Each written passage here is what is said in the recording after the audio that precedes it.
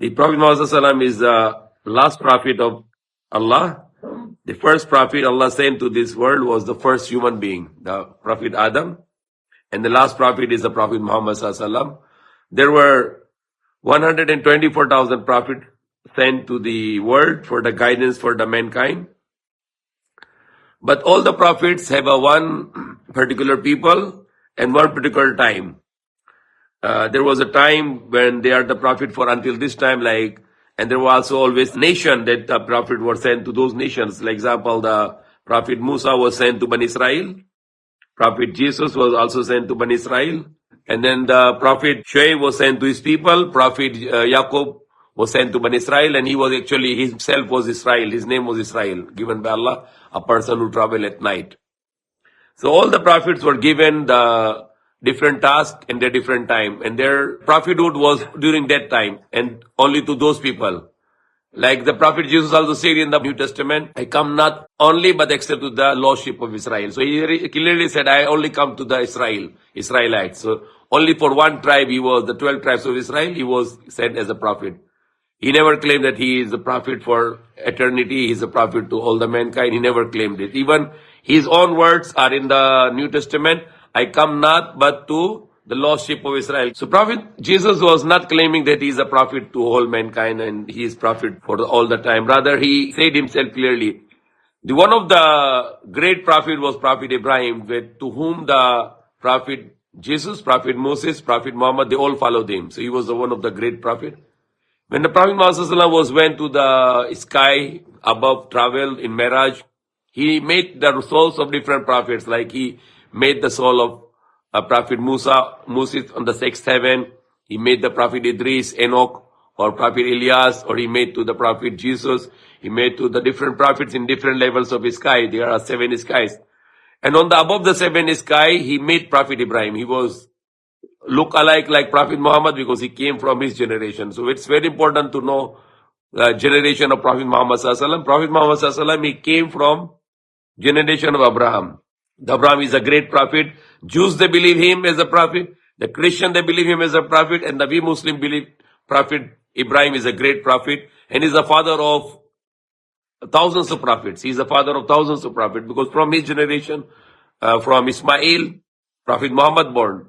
But from his son Ishaq, whose son is Jacob or Jacob, Israel, his 12 sons, the one of the son is Yusuf or Joseph, who was a prophet. And then from his 12 sons, there were many prophets come like Dawood, Suleiman, Zachariah, Yahya, Jesus, many other prophets who came from the generation of Prophet Ibrahim through his son Ishaq and through his son Jacob or Israel.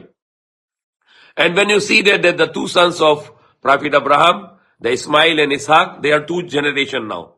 One is the Bani Ishmael and the other is Bani Ishaq. And the Bani Ishaq has started with Israel or Jacob, Bani Israel, the 12 tribes. Now you can look, there are 2 generations from the 2 brothers. Ishmael and Ishaq are the brothers. So their children are who? Their children are cousins. So these are the cousin generation or the cousin tribes. That's why if you can compare it, the Prophet Muhammad and Prophet Jesus, even though they have a difference of 600 years, but they are from the cousin tribes. Why? Because they are all originating from Abraham, the son of Ibrahim, from his wife Hagar, who was the second wife, but she got pregnant early, and his elder son was Ismail. So Prophet Muhammad came from Ismail. Ismail was grown up in Arabia, so Prophet Muhammad started to speak Arabic. And his other wife Sarah, who gave the birth to Ishaq means the one who laughed. Because when she was very impossible to her get pregnant, and then Prophet Ibrahim was very old, and the angels came and give the good news that she is going to get pregnant, even though she have a sickness, she cannot get pregnant, and even the Prophet Ibrahim is very old, he was more than 100 years old, and then the Sarah was smiling, she was laughing, that how is possible? So the son name became Ishaq. Ishaq means a person who laughs. So Ishaq has a son Jacob, and Jacob's name was Israel. So Bani Israel and Bani Ismail. The Prophet Muhammad from Bani Ismail, and the Prophet Jesus is from Bani Israel. So Bani Ismail and Bani Israel are what are they are? They are the cousin generation. They are the cousins generation. So Prophet Muhammad and Prophet Jesus are the cousins. So that is the background of Prophet Muhammad Sallallahu Alaihi Wasallam. He born in Arabia, in Bani Ismail, but the tribe was Quraysh, the major tribe, and then he was from the minor tribe of Hashim, Banu Hashim. Banu Hashim was like grandfather of Prophet Muhammad Sallallahu Alaihi Wasallam. His grandfather was Abdul Muttalib, and who has 10 sons, like Abu Lahab, Abbas, or Abu Talib, and then the youngest son of Abdul Muttalib was Abdullah. The youngest son of Abdul Muttalib, the grandfather of Prophet Muhammad, his youngest son was Abdullah. And he was very good looking, he was very chaste person, very good character. And then he was get married to Amina. Amina from Medina, and then Abdullah was from Makkah, so they get married. When he was 25 years old, newly after marriage, he died. When the Amina was pregnant. So Prophet Muhammad Sallallahu Alaihi Wasallam, while he was in the womb of the mother, he was orphan. His father died before he born. And when he born, he has another tragedy that his mother has no milk now. She cannot give milk to him. One of the maid of Abu Lahab, the uncle of Prophet Muhammad, Suwaiba, she gave the milk for a while, like one day or few hours, just for a little time only. Because Abu Lahab was very big evil, he was a disbeliever. Allah even said in the Quran that Allah destroyed him and he will be in the hellfire. And his wife too. So his wife started to complain that why my maid is going there to Amina, she should come back. So Abu Lahab went and he got back his maid, Suwaiba, and not allowed her to give the milk to Prophet Muhammad. So he was milkless. But he's not crying. The mother was wondering that how the child is hungry, but he's not complaining, he's not crying. He is just patient. So that is a great character of Prophet Muhammad. When even he was a child, he was not complaining, he was not crying. Even though he has no milk, he's hungry, but he is just silent, he's not crying.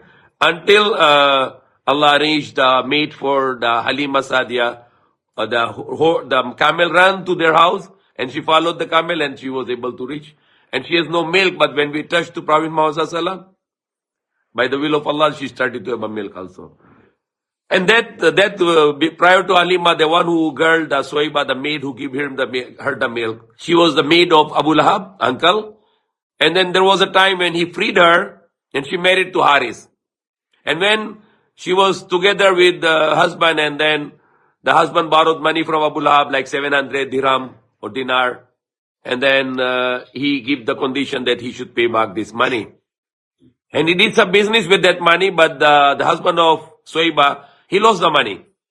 Now Abu Lahab, he get back his wife, and he said he's going to sell her until he bring back the money to him. So it is 700 dinar is a big money, which he borrowed, and he cannot pay. He was begging, crying. So Prophet Muhammad was just a young child. He went to his uncle and he told him, free Suwaiba. Why? Because he take care of her because she gave him the milk for one time only. He want to have a payback to her that she did good to him. So he now want to good to her. So he tell to uncle, please free her. And the uncle said, what about my money? Who's gonna pay my money? He said, okay, I pay you. He said, you don't have money, how you pay? He said, I will work all around, I will take care of the sheep and goat, and I will pay you.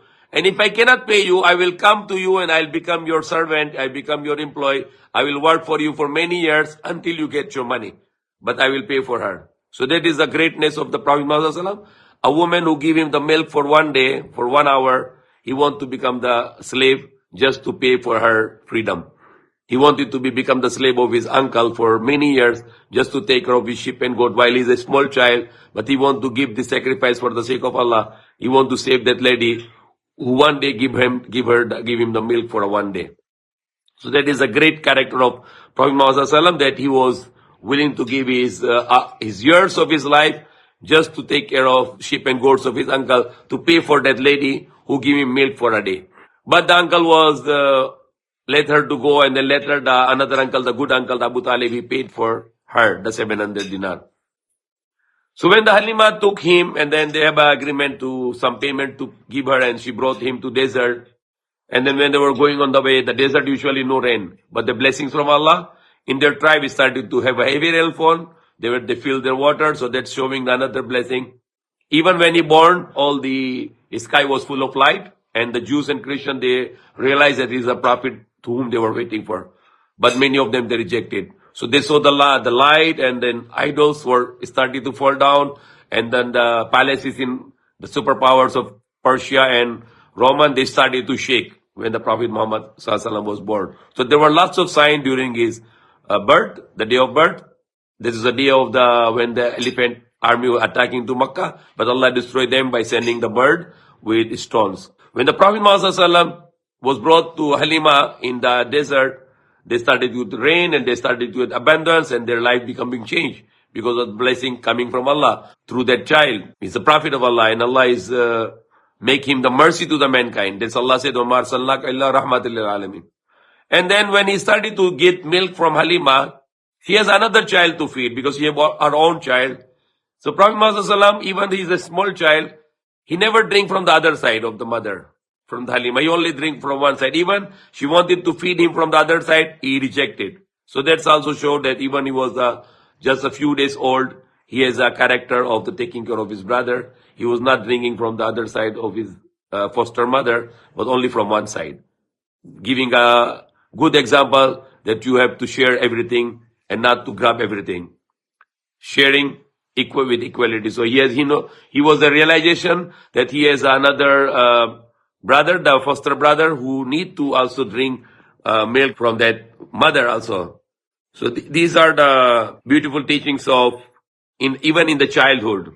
And you can also get the witness from the people who are not even Muslim, like the George Bernard Shaw or the Michael Hart or Lee Martin or the Thomas Carlyle.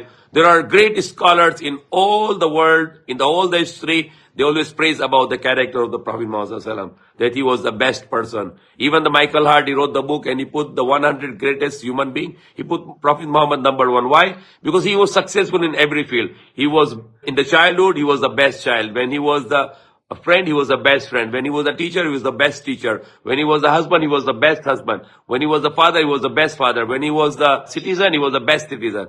When he was a warrior, he was the best warrior. When he was a general, he was the best general. When he was a ruler, he was the best ruler. In all the field of the life, he showed the best of the character, best of the ability. Like example, he never shouted to people, he never insulted to the people, he always honored his promise, he never break his promise, he never cheat people, he is always honest, he always speak the truth, he never speak the lie, he never laugh upon the people, he never insult the people, he never say bad word at all. And he is always shameful. He always be very shameful, very good character. He always help people with his money, with his wealth. When he was a child, he go all around with bringing water for the people who are slaves. He bring the bread for the people who are in need. He helped to the orphans. He helped to the poor. He helped to the slaves. All his life, he is all around. Sometimes he goes to the houses of the people and he asks, and he offer, can I carry water for you? I can help you to bring your water from the well. Because water is very hard to get. It's far away. You go in the well or you go to other part of the city to get the water. So he go and knock the door of the people that I can carry water for you. You need to buy something, I can buy for you. You need some help, I can do. He is offering himself all the time. He has the best character. He go to the knocking to the doors of the people and asking that what can I help for you? To his neighbors, to his relatives, his uncles, aunties. All the people, he is the most beloved. And the people in Makkah, they know he is the truthful man and he is the trustworthy. So that's why they know him. They know his name is Muhammad, given by his grandfather, the praiseworthy. And his mother give him the name Ahmad, means also related to the praise. But the people of Makkah, they give him another two name. As-Sadiq Al-Amin, that he is the most truthful. He's a truthful person and he's the trustworthy person. You can trust him. So all the people of Makkah, they put their wealth to him. The gold, the silver, all their wealth, they brought it to Prophet Muhammad and they keep it. Because they know that is the safest place you can keep your wealth. Because he is an honest person. So that was a character of Prophet Muhammad. He was justice. He was kind. He was not doing backbiting to the people. He don't make injustice. He don't hurt people. He don't say the bad word. He speak the truth. He don't tell a lie. He honor his word. He never break his word. He don't cheat people. He's always honest. So these are the great character of Prophet Muhammad, which is show to the people, and that is the model until the last day. Allah said in the Quran, in Prophet Muhammad, you have the best of the model. And is the mercy upon the mankind. And the Prophet Muhammad has a great character. Allah said in the Quran, Innaka la'ala khuluqin azim. Surely you are upon the greatest of the character. So Allah give him the greatest of the character. For example, that There was an incident that was a man came, he lost his child. And he came to Prophet Muhammad Sallallahu Alaihi Wasallam and he said, Ya Rasulullah, pray for my son to be found. I lost my son, he was crying, and he's asking the Prophet Muhammad to pray to Allah that he can find his son. So while the Prophet Muhammad Sallallahu Alaihi Wasallam was praying, a boy came and he was telling to the father that your son is there in that place. You can go and meet him. So this man, he was very excited and he is about to run to go to that place to get his son. And then Prophet Muhammad Sallallahu Alaihi Wasallam stopped him. He said, for a while, wait. He said, you are very emotional now. You have too much emotion right now. And when you go to your son and you show him lots of love and you will hug him and kiss him and you show him, you will say him good words, my son. And then there might be some orphan there. There might be some orphan there and that orphan have no father and they will see you as a father to loving your son too much. It will hurt those orphans. So please do not show your emotion in front of the other children. I don't want that you might show some emotion to the orphan and those orphans will get hurt. They will feel bad because they have no father. You call the empathy or the mercy to him on the great mercy that Prophet Muhammad doesn't want that man to show love in front of the other children in that great love of emotion because he's found his son. Then there might be some orphan who will get hurt seeing that love of father to the child because they have no father. So these are the great examples of life of the Prophet Muhammad Sallallahu Alaihi Wasallam. When he was a young boy, there was a custom in Makkah because there was lots of prostitution there and there were lots of misguidances, boyfriends and girlfriends, and they have an illegal relation between boys and girls. The one who think themselves very honorable, they don't want to have daughters anymore. And if ever the daughter born, they bury them alive, living. So they bury them, they kill them because they don't want their honor to be lost. Their daughters will go and make some illegal affairs and then they get pregnant. So they make the solution just to kill the daughters. That's a very bad solution. They're supposed to grow them good character and not to have a friendship with a man and then be chaste and be clean. But they go to the another wrong option. They started to kill the daughters. It was a custom in Makkah that time. They get their daughters, they bury them alive. And the Prophet Muhammad, when he grow big, he go to the people when they are burying their daughters. He said, don't bury your daughter. Give it to me. I will take care of them. And he get from them. And he said, don't kill. And there was a movie we were watching that the father wanted to bury his daughter alive and the mother was crying. And the Prophet Muhammad explained him, tell, look at your daughter. She's look like you. Look at her eyes. Her eyes look like you. And the father started to get, heart started to melt. And he stopped that bad intention to kill his daughter. And then Prophet Muhammad gave this daughter to the mother, and mother was very happy that his daughter was saved, his life. So that is one of the great character that he gives great honor to the woman. He said if a person has two daughters and he take care of them and they grow them and they marry them and then take care of them all their life, then this person who take care of his two daughters will be with me like this. He put his two fingers, he will be with me in paradise like this, very close to me. And he said, a person said, what about three daughters? He said, yes. If somebody take care of his three daughters, he will be with me like this. So the daughters were, the girls were given great character. The wives were given great honor. The daughters were given great honor by him. The mother was given great honor by him. The man came to him and he asked, who has the most right for me? Who has the most right from me that I should give the most right? And the Prophet Muhammad Sallallahu Alaihi Wasallam told to that person, your mother, you give the most right. And the next, who is the next? The Prophet Muhammad said, your mother. And then who is the next? And the Prophet Muhammad Sallallahu Alaihi Wasallam said, your mother. So three times. Why? Because mother has lots of hardships. So Prophet Muhammad Sallallahu Alaihi Wasallam was, by the wisdom of Allah, by the inspiration of Allah, the revelation of Allah, that he was telling people, the most right you have is to your mother. Take care of your mother. And then he said, who is the next? And now the Prophet Muhammad Sallallahu Alaihi Wasallam said, your father. And why? Because father is strong. The mother is weak. So mother, she need more care than the father who need. So that is the way Allah, the Prophet Muhammad Sallallahu Alaihi Wasallam was giving the more value to mothers, to daughters, to wives, to sisters. He has no real sister, but he has a foster sister, the daughter of Halima Saadia. And he always take care when she come, he go receive her, he put his own sheet on the floor and give her a good food and good meal. And he sit down with her and eat. And there was a great incident about this also, that how he take care of his all relatives. And the Prophet Muhammad was also doing the very good things in Makkah when he was a young child. He has lots of effort to unite the tribes, to let them fight. One time there was a fight between the tribes about some construction of Kaaba, and then he settled it in a wisdom way. And he was a beautiful child, good-looking person, very good heart, and very good character. So when he grew big, and then he was like good age of marriage, and he was starting to, before he was a shepherd, taking care of sheep and goats. When he became like little bit elder, he started to go trading with his uncle Abu Talib. He bring the goods from Makkah to Sham, to Syria, which is part of Syria, Lebanon, Jordan, and Palestine. And he bring back the goods. And there was a lady named a businesswoman, very rich lady, Khatija. She knew about him, and she offered him to bring her goods to Syria, to Sham, to Palestine, Jordan, Lebanon area, we call the Sham.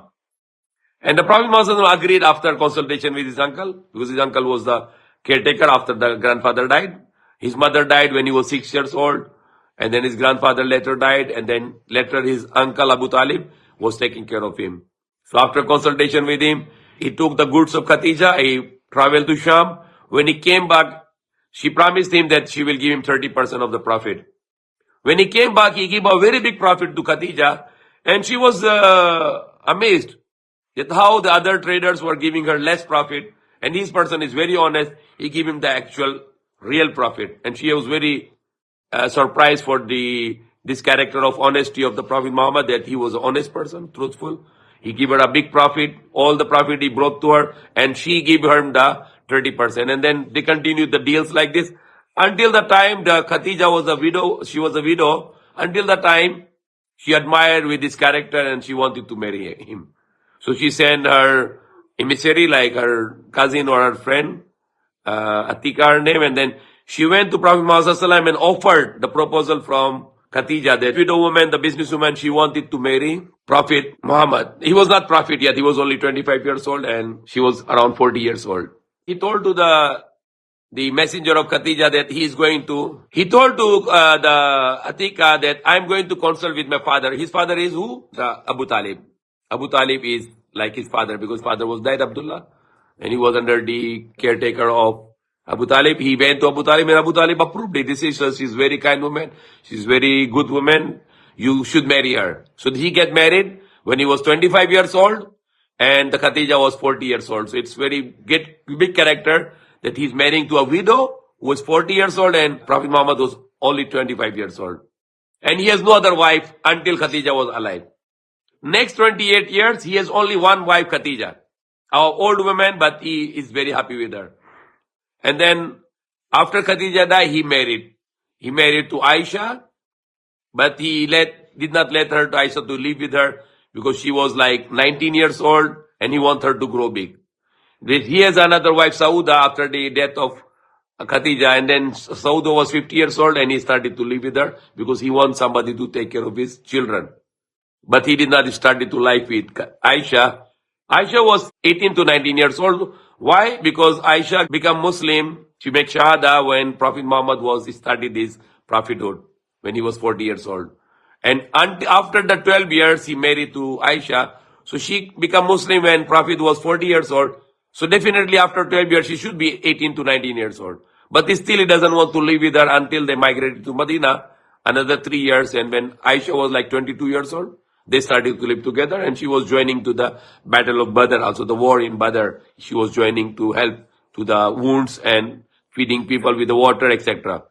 So Prophet Muhammad, he started to live with Khatija, and he started to with children. He has a son, Qasim, who was died in young age, and he has a daughters from Khatija, Fatima, Zainab, Kulthum, Ruqayya. He has 4 daughters, but his sons were died in young age. So until the time he was 40 years old, he started to get not very comfortable. He feel like sad. He feel like depressed, anxiety, stress.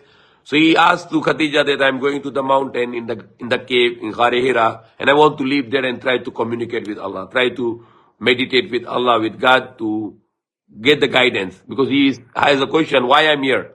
What is the purpose of my life? Where I'm going after I die? So he has this question and he want to get answer. They started to live in cave, and then he started to get meditation with Allah, and he feel better. So sometimes he stay there for weeks, and then sometimes the Khadija brought food for him, the dates, dry meat, water, etc. And sometimes he carry also. But it's finished, he go back. Sometimes the Khadija brought her the food there, and he continue like this the way the life. And then until the time he saw a man in the cave, and he said to her, Ikra, read. And he said, Ma'ana Bikhari, I don't know how to read. Then he squeezed him with very powerfully, because he's angel from the light. So he's trying to put the light on his heart. And then the Prophet said, Ma'ana Bikhari, I don't know how to read. I'm not a reader, because Prophet Muhammad never read how to learn and read and write. So he squeezed him 3 times, and then until the time the Prophet understand that he wants him to just follow the words. So he said, Iqra bismi rabbikal ladhi khalaq, read in the name of your Lord who created.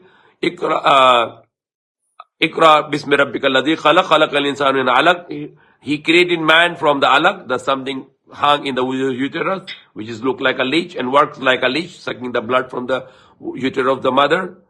And then it's look like a blood clot. And then Allah the allama bil qalam, who teach man with the pen, because always read and write is essential in learning. Allama al insana ma lam yalam, he teach man which he knew not. So when we come to this without knowledge, and then Allah give us the knowledge gradually. When he get this revelation, the 5 verses of Surah Al-Alaq, he went back to his house and he's shivering. He's shivering, and then he tell to his wife Khatija, Zummiluni dasiruni, cover me up with the blanket. And he started to go in the blanket, and he's shivering with the fear that who is this person, and maybe he become crazy now, maybe he become under the influence of magic, or maybe he's possessed, or he has some serious problem. And he was very sad for this. He doesn't know that it was the angel who came for Allah to give him the revelation from Allah. And when the Khadija saw him in the hardship and in the stress and depressed, and then he said, maybe I'm destroyed now, maybe I'm losing my mind, maybe I'm possessed, maybe I'm influenced in the magic. So she said, no, Allah will not let you be to destroy. Allah will protect you, because you're a good man. You help the widow, you help the orphan, you help the poor, you help the slaves. You take care of the people, you are not telling a lie, you are always truthful. And she started to give him the encouragement and support, moral support, until the Prophet ﷺ realized it, that there is something really good going to happen to him. And then she called her uncle, Warqa bin Nawfal. He has a knowledge of Torah and Injil. And when he saw this when he heard Prophet Muhammad telling like this, he saw somebody with revelation like this. And then he said, you are going to be the Prophet of Allah, and you are the last Prophet, which is mentioned in the previous book. And then soon your people will outcast you from Makkah. And if I'll be alive that time, I will going to support you. But he died in early age. He is a blind man. And the Prophet ﷺ realized it later that he is a Prophet of Allah. And he started to gather first his close relatives to worship one God. They rejected, then he started to other people. And then he got some very few people to follow him. Initially, the first person who believed in him as a Prophet of Allah is Khatija. She took Shahada la ilaha illallah, and then you are the messenger of Allah. His adopted son Zayd bin Haris, who took Shahada. And of course, his uncle of Khadija, Warqa bin Nawfal, he was also a believer who believed him as a prophet. There is only one God, Allah, and then Prophet Muhammad is the prophet, last prophet of Allah. And his friend Abu Bakr Siddiq, he was the earliest person to make Shahada. And then Ali, the very great companion, his cousin also, and going to be his son-in-law also. He also took Shahada. So these people were initially become Muslim. They accepted the Shahada. The next day, the Abu Bakr Siddiq, he brought the 6 people. Among the 6 people were Usman also, the one of the great companion of Prophet Muhammad sallallahu alaihi wasallam. And then later, the people in Makkah, they started to prosecute them, to torture them, because they are saying that we have a 360 gods, and you are bringing one God, and you are dividing us. And you are letting us to go away from our religion of our forefather, the idol worship religion. Same thing like in Philippines, the people are following the idol worship religion. So they should not follow their forefather. They should follow the Islam, which is right. And even the real forefather of the people of the Philippines are Muslim, because Muslim, there is a first religion in this land. And then the Christian who came after 300 years of Islam. And they forced the Christianity by people on their mind. I was reading the Philippine official gadget, and I read there very clearly, the Philip II is the name of the king of Spain, who was the biggest terrorist, who I was even talking in Malacanang, I was giving this advice to President Marcos, that your father wanted to make this country Maharlika, which is meaning the land of the free people. And the Philippine meaning is the land of the people who are under the rule of King Philip, who are the slaves of King Philip. And that is according to the Philippine official gadget, the government Philippine official gadget. You can go and download it and you will read it. The Philip II is the name which is people are carrying, and they're calling themselves, they are the slaves of King Philip. And he was the person who sent army to kill the people of this land, rape the women of this land, steal the wealth, and to take away the freedom. And there is no freedom in this country, walang kalayan, until this Philip name will be kicked out and sent back to Spain. That's the meaning you have a freedom, because you still carry the name of the conquistadors, the conquerors who conquered this land in the name of evil, in the name of injustice. So that is a good thing that the Ferdinand Marcos wanted to bring the name Maharlika, which is the root from Islam, which meaning the land of the free people. So it's a beautiful name. The land of the free people, the true freedom, true kalayan. So Prophet Muhammad he started to preach, and when people have lots of torture, he sent one group to Ethiopia. There is a Christian king who protecting them. And later he became a Muslim, the Najashi. Slowly by slowly, there was lots of trouble. And then Umar, he wanted to go and to kill the Prophet Muhammad. But when he went to his sister and the sister read the Quran, his heart changed and he became Muslim. And then after that, the Muslim became very powerful because Umar was a great leader. And then the time will come, then the people of Makkah, they make the boycott against Prophet Muhammad and the believers, that nobody deal with them, nobody sell them any food, no water, nothing. So they were locked up in a valley for 3 years, eating that leaves and whatever other foods or whatever water they can get. So 3 years of hardship. During that time, the Khadija, the only wife of Prophet Muhammad that time, she gets very thin and she got died. And Abu Talib, he died after the boycott was over, because he was already very weak. And when the boycott was over, then after that, sometime the Prophet Muhammad sent the people to Medina to make preaching about Islam. He also went to Taif and they stoned him.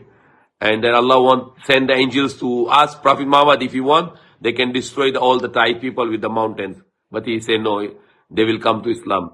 And then later he preached to the people of Medina. Then they agreed him to go there and to become their leader.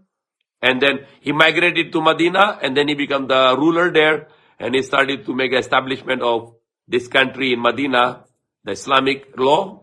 And then the Makkah people, they attacked in Battle of Badr. Then they were defeated. In Uhud, it was something like equalizer because of the people, they did not follow the advice of Prophet Muhammad Sallallahu. Then the Battle of Azab, which was victorious to the believers. And then the time the Prophet Muhammad Sallallahu wanted to go to Makkah to perform the pilgrimage, and they were rejected. At that time, they make a treaty of Hudaybiyah, that they will not fight to each other anymore.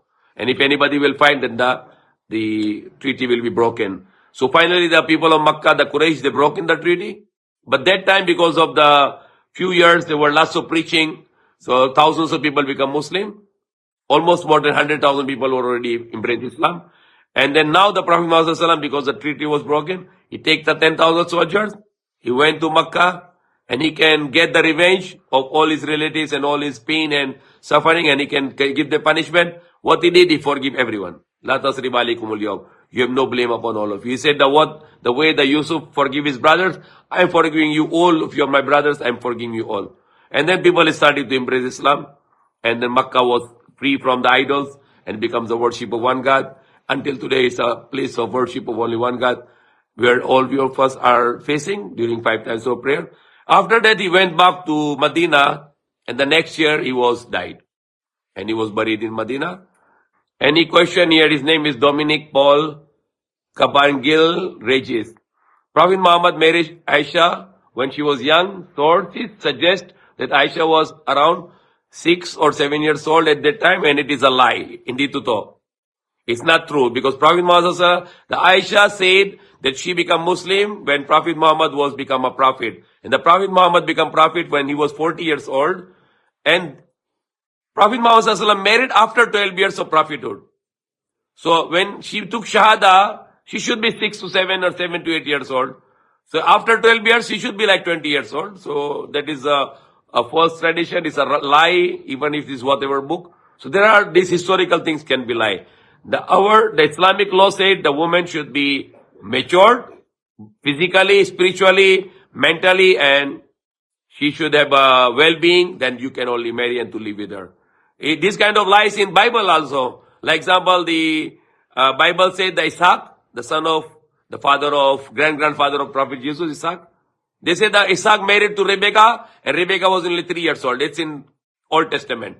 That Prophet Isaac married to Rebecca only 3 years old. So we say it's lie. Prophet Isaac cannot do it to marry a 3 years old. So these are the historical lies which has no value and nothing to do with our salvation, nothing to do with our practice to worship one God and to follow the commandments of God. So we don't need to debate about these topics. These are the lies in the historically lies. There are lots of lies in Bible also that the Prophet David was drunk and nakedly was dancing. There is a lie that the Prophet Lot was having a sex with his own daughters. How the Prophet of God can do to have sex with his own daughters. So these lies are filled with Bible. So it's same thing in the Hadith also some. But the Quran has no such thing, okay? This is the Quran here, okay? This is the Quran. The Quran has no such thing. There are some Hadiths which people fabricated and we can reject them because based on the Quran, because whatever Hadith is against the Quran, we reject it.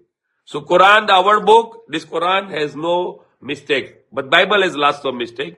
There are many accusations against Prophet, like Prophet David was killing his own men to get his wife. So these are the bad things in the bad stories in the Bible, which is not possible. The prophets of God never do this.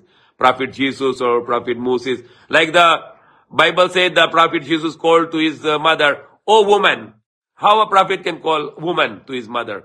These kind of accusations are mentioned in Bible, like that Jesus said to his mother, "Oh woman." Oh, babae. How the Jesus can call woman to his mother? If he should call mother, mama, or my mother, or my dear mother, or my... No, impossible that the Jesus can call his mother is woman. So that is my mention in the Bible, accusation against Prophet Jesus that he was calling his mother a woman. So there are lots of things like this in the Bible, but in Quran there is no such thing. Okay, like the Bible said that God created heavens and the earth in 6 days. On the 7th day He rested. But what the Quran said, God created heavens and the earth in 6 days, but He never got fatigue. But Bible said He created 6 days, and on the 7th day He rested. So rest is a weakness, and God have no weakness for sure. That is why, so nobody can accuse Him that He's copying from something else. Because He don't know how to copy, He don't know how to read and write. So it's only revelation, verbal revelation. So He was reading verbal revelation and He let His companions to write it down. So it is explanation in the Quran. Then no one can doubt upon him how he get this. Because he doesn't know how to read and write, so he cannot fabricate it. It's only he can hear the word of Allah through angel, and the angel will speak to him, and then he let his companions to write down. But he doesn't know write down his own name also. He doesn't know how to write his own name. He doesn't know how to read his own name. But yet he is the most knowledgeable person in the world. He is the most biggest alim, the knowledgeable person, because Allah is the teacher of him, and Allah give him teach him everything verbally through the angel. Okay, now we have a question here. The father of Prophet Muhammad from Nasif is Muslim. And why all prophets are from in Middle East? And may I ask, Sheikh, the Pakistani, Iranian, Afghani belongs to Arab tribes. The Iranians are Persian, Afghanis are Afghanis. In Pakistan, we have a mixed culture. We have Arab generation there because Arabs came and then they spread Islam. We have Aryans there. We are Aryan race also mixed with Arab race, mixed with Persian race, mixed with Turkish race. So Pakistan is a multiracial country. The Prophet Muhammad's parents were Muslim. His father Abdullah was a believer in one God. His mother Amina was a believer in one God. So they were monotheists. His grandfather was a monotheist. His uncle Abu Talib was a great person. So that's my answer, inshallah. Okay, there is a question here. Paano po ipakita ng isang Muslim ang tunay na pagmamahal niya sa Rasulullah? Allah subhanahu wa ta'ala said in the Quran, "Qul in kuntum tuhibbunallah fattabi'uni yuhibbukumullah." Say, surely if you love Allah, Allah said to Prophet Muhammad sallallahu alaihi wasallam to say to them, sabihin mo, say, surely if you love Allah, then follow me, follow my way, follow me, my character, then Allah will love you. So if you want that, we are claiming that we love Allah, then we follow the character of the Prophet Muhammad sallallahu alaihi wasallam, then Allah is going to love us. That's what Allah said in the Quran.